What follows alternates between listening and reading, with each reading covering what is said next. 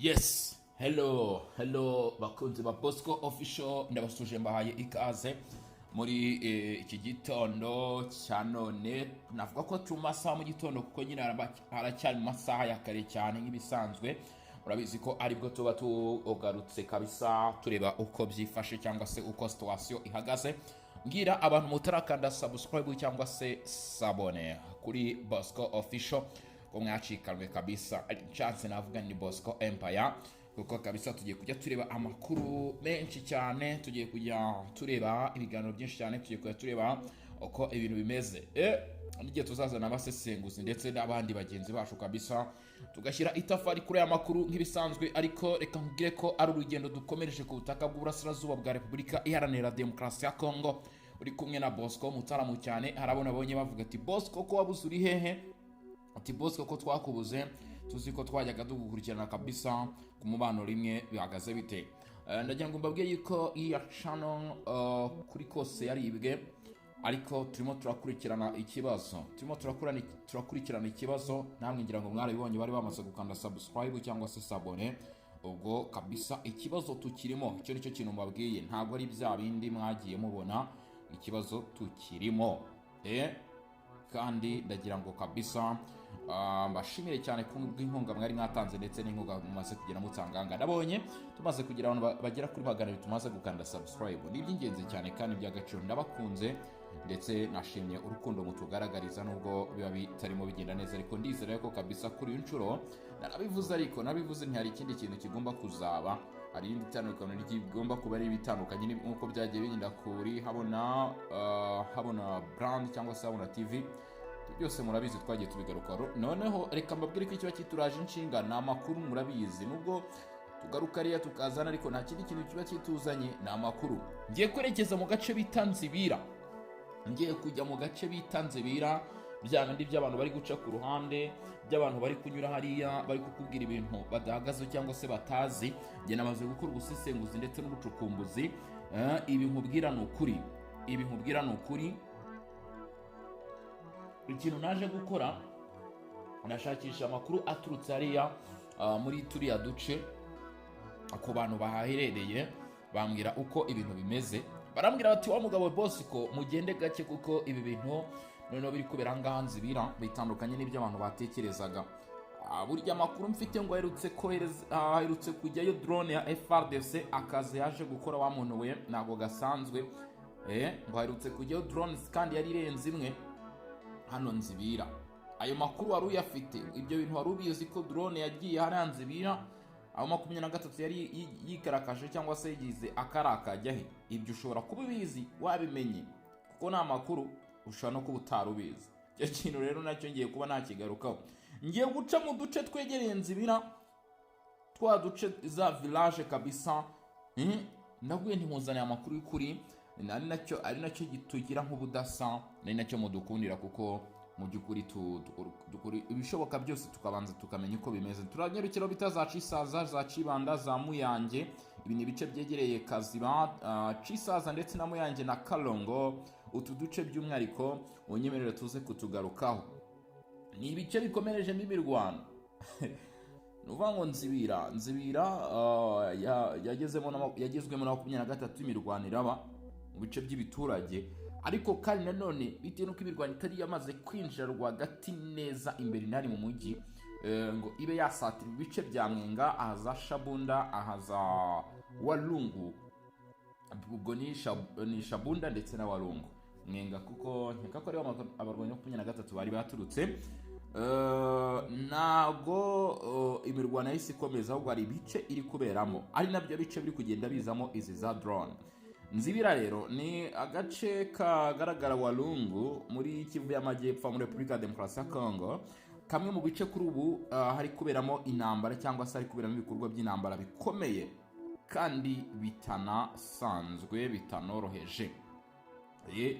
Mbivuge gutyo, bikomeye bitanoroheje. Aka gace rero kakaba karavuzwemo intambara ikomeye cyane, kakaba karavuzwemo imirwano idasanzwe mu minsi yashize kugeza na n'uyu munsi. Niko bimeze n'ubundi nta cyahindutse. Mu bitangazamakuru bigiye bitandukanye tariki 21 ubwo nibwo batangiye kuvuga bati nyamara Nzibira yagezwemo na 23, abandi bati Nzibira yafashwe na 23 hano muri Walungu nyuma y'imirwano ikomeye cyane yari igiye ibahuza na Wazalendo. FARDC nayo yaje kwinjira mu mirwano kuri ubu na 23 twavuga ko ifite Nzibira, ahubwo yageze muri Nzibira ndetse hafi mu bice byaho mu nkengero zaho, ari nayo mpamvu ngiye kukubwira imwe mu mitugudu yindi, zimwe muri village zindi zirimo zibiramo ikintu bita imiripoko z'amanyigitanya imigundano. Amakuru aturukayo avuga yuko 23 kuri ubu iri mu mirwano ikaze, ndetse abatari bakeya, ndakubwiye nti iyo mvuze n'abatari bakeya nuko imibare nyine iba yamenyekanye ari myinshi, ariko ugasanga nyine hari n'abataramenyekana kuko kubara abantu bakira bize ko byoroshye. Rero ibyo nibyo biri kwakorwa nyuma 23 bivuga ko ibikorwa by'umutekano koko bitifashe neza muri Nzibira, dore ko drone zirimo iz'ubwiyahuzi za kamikazi zirutse kurizwa hano mu bice bya 23. Ari ikintu nshaka kukubwira kuri drone ya kamikazi. Izi ni drone mu by'ukuri zidasanzwe. Drone za kamikazi ni drone ubundi bazita iz'ubwiyahuzi. Iyi drone rero iyo hagurutse akazi yatumwe uko ibigomba kugakora, noneho yamaze kugera mu gace igomba gukoramo ako kazi, already cyangwa se tayari akazi bigomba kugakora. Izo drone izo zaje gukoma mu nkokora. Nimvuga gukoma mu nkokora ubwo muri sinziri bamwe se mwumva icyo Kinyarwanda, ariko ni nko guhagarika urugendo rwa 23 kuko byashoboka ko 23 yahite igumana iyi Nzibira ikayigera kuko yigezemo yihuta, ndetse ari yohereje abarwanyi benshi, cyari igitero gisa nk'igitunguranye, ariko izi drone za kamikazi zabakozemo akazi. Hari amakuru avuga ko FARDC ndetse na Wazalendo mu by'ukuri tumwe mu turere twahangaha imbere bari basagaho badutakaje, ndetse abaturage bari bahunze, ariko bifashishije izi drone, bifashishije intwaro zo ku butaka, bagize iki? Bahise bahagarika icyo gikorwa. Ibitangazamakuru byemeza ko hari zimwe mu modoka za 23 zari zinjiye hano muri Nzibira zangijwe, z'uyu mutwe wa 23 zangizwe n'ibibunda bya Wazalendo, ndetse n'izi drone zishyirwa hasi. Bivuga ko izi modoka mu by'ukuri imwe yangiritse ku buryo butazongera gukoreshwa, indi nayo irimo abarwanyi. Bivuga ko bamwe nyine barashwe, ariko ikomeza kugenda. Akubwiye ko ibikorwa hanga muri Nzibira byo gukoma mu nkokora 23 ari byo bikomeje kugaragara. Ndakwibutsa ko Nzibira ari kimwe mu bice rwose bifite cyangwa se mu murongo w'iterambere mu buryo bugaragara, aho hari n'umushinga ukomeye cyane w'ubuhinzi bw'imboga, umushinga ukomeye cyane ndetse wagutse. Nzibira yari yarasanzwe yarahungiyemo abaturage, ndetse kugeza uyu munsi uyu mushinga ukaba uri mu mushinga ikomeye yifashishwa ahangaha, ndetse ifasha abaturage mu buzima bwa buri munsi. Intambara rero yakomeje gutera abaturage kuva mu mirwano, ndetse kugeza uyu munsi bigaragara ko 23 muri Nzibira hakomeje kuvugwa byinshi kuri yo. Bivuga ko uyu munsi ibikorwa remezo n'imihanda y'ibitaro ndetse n'ibiki byose byangijwe, ku buryo ki hari ibikorwa byatumye nyine ubuzima bw'abaturage bushobora kujya mu byago.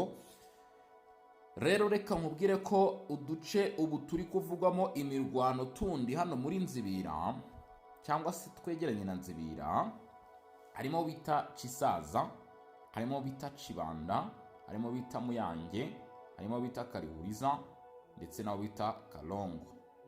Ariko by'umwihariko uduce bita Kisaza, Muyange ndetse na Kalongo, twongo tukaba turi kuberamo imirwano idasanzwe.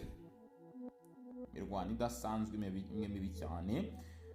Amakuru akavuga ko 23 yashakaga kunyura bita Kigurube ndetse no bita Evari yerekeza Shabunda. Ibyo byarahagaritswe, yongera kugerageza gushaka kunyura bita Mwenga, inyuzaho bita Runtukuru ngo ifate n'ibindi bice biranga. Aravuga kandi ibikorwa by'intambara muri aka gace kaho bita Muramba Muramba naho ngo ntabwo byoroshye. Ahangaha ni hafi ya Walungu, urabitse ko Walungu uri ku ruhande rwa Nzibira. Aho 23 yari yagaragaye mu duce twa Muramba mbere yuko bamwe mu basirikare ba Wazalendo bayisubiza inyuma bakajya kwikubitira muri Nzibira, muri Kiango de Kanyura ete Maziba. Ho wakwibaza ngo bimeze bite? Aha n'ubundi ni muri Walungu. Bavuga ko abantu benshi bavuye bita Runtukulu, abandi bakava bita Ruhago, abandi bakava bita Liana, abandi bava bita Nyamarege, Cosho, Curwe, Kishadu ndetse na Rubimbe, bagana Nzibira cyangwa no mu tundi duce babonaga ko dushobora kutagaragaramo imirwano. Mu gihe 23 yasaga nayo isatiriye Muramba, abaturage baganyeyo.